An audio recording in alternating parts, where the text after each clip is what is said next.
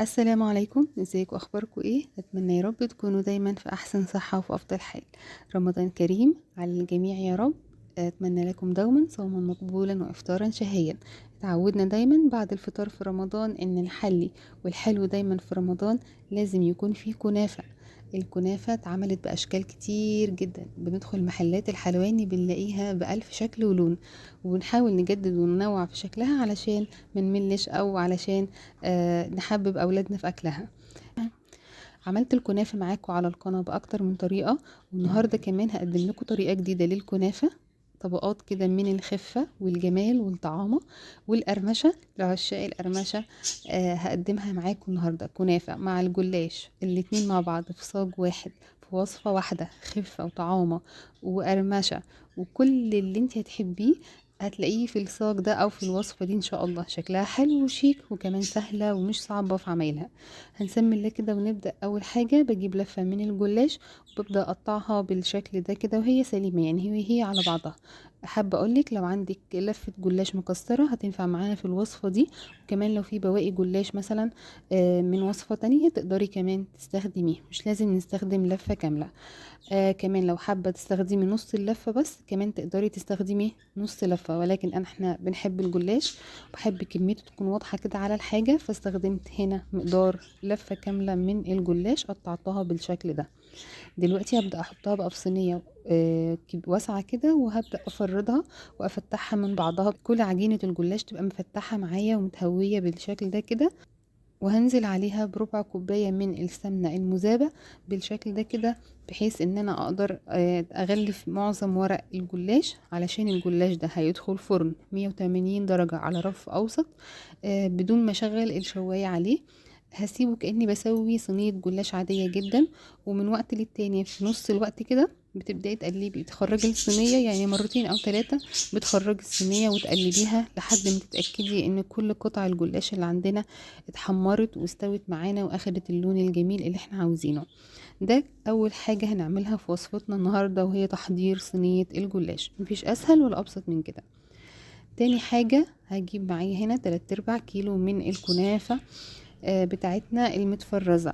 الكنافة النهاردة في الوصفة مش طازة ولا فريش ولا حاجة، كنافة متفرزة في الفريزر. بطلعها بفركها كويس جدا، وبتخلص من اي كتل موجودة في العجينة زي ما عملنا قبل كده في الوصفة اللي فاتت. بفرك الكنافة بتاعتي كويس، بتخلص من اي قطع فيها مش بتتفرفت معايا كويس. وببدأ اجهز صينية الكنافة بتاعتي. ده كام 3/4 كيلو من الكنافة. هبدأ دلوقتي اضيف على الكنافة بتاعتي 4 معالق كبار كده من السكر المطحون. ده سكر طحناه في البيت ونخلاه بحيث ان ميبقاش فيه كتل. فايدة السكر ايه اللي احنا بنضيفه؟ احنا بنحط عليها سيرب في الاخر. اول حاجة ان السكر ده هيساعد معايا على تحمير الكنافة ويديلها لون حلو اللي احنا بنحبه. تاني حاجة السكر بيساعد على تماسك الكنافة لما بيدخل الفرن.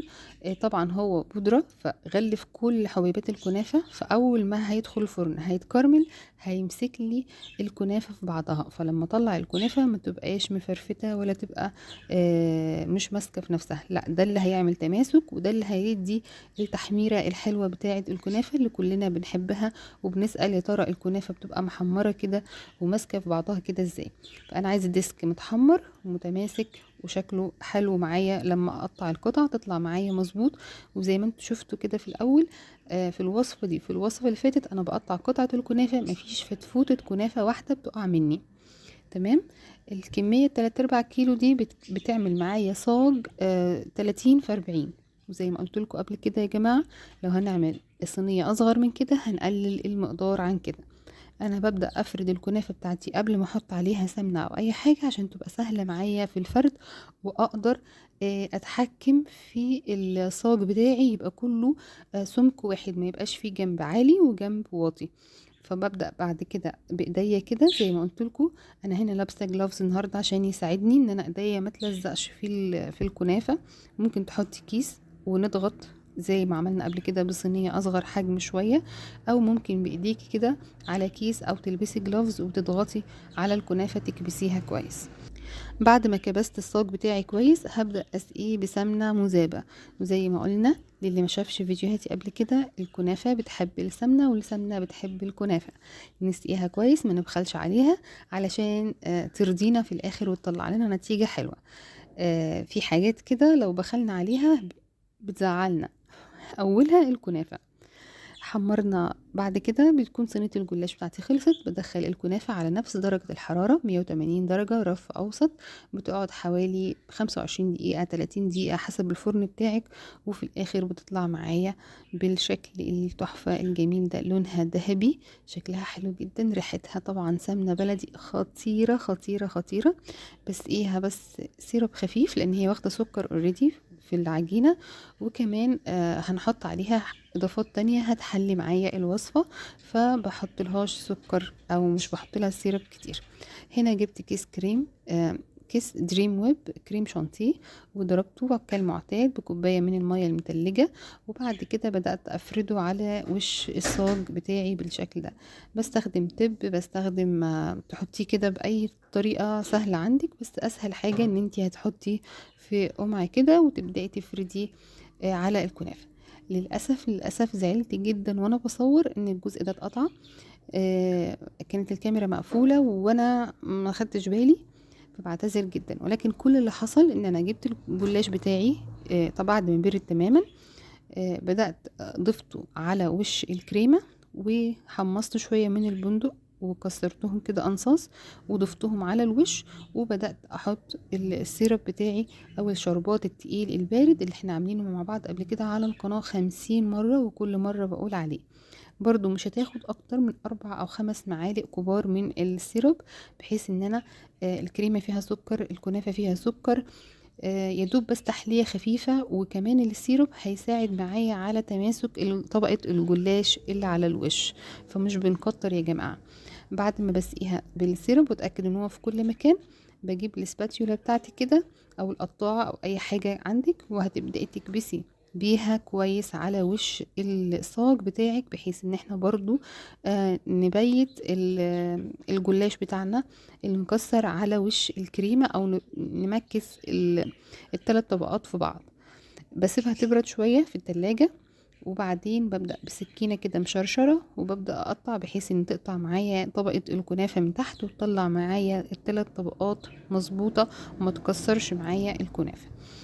الوصفة دي قد ايه سهلة وبسيطة. احنا كل اللي عملناه حمرنا جلاش، حمرنا الكنافة، جهزنا كريمة، حطينا الثلاث طبقات مع بعض، شوية بندق محمص خطير طبعا هينقلها في حتة تانية. مفيش بندق تقدري تحطي سوداني او اي مكسرات متوفرة عندك. هنمكسهم مع بعض كده شوية، وبعدين نبدأ بقى ايه، تاكلي احلى واخف واطعم طبقات من الكنافة، طعمها حلو جدا.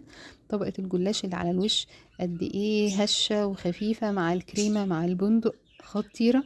تنزلي تحت بقى طبقة الكنافة مقرمشة، طعمها حلو جدا. بترضي جميع الأذواق، تغيير تجديد، شكلها حلو قوي. أكلنا كنافة وجلاش مع بعض في وقت واحد.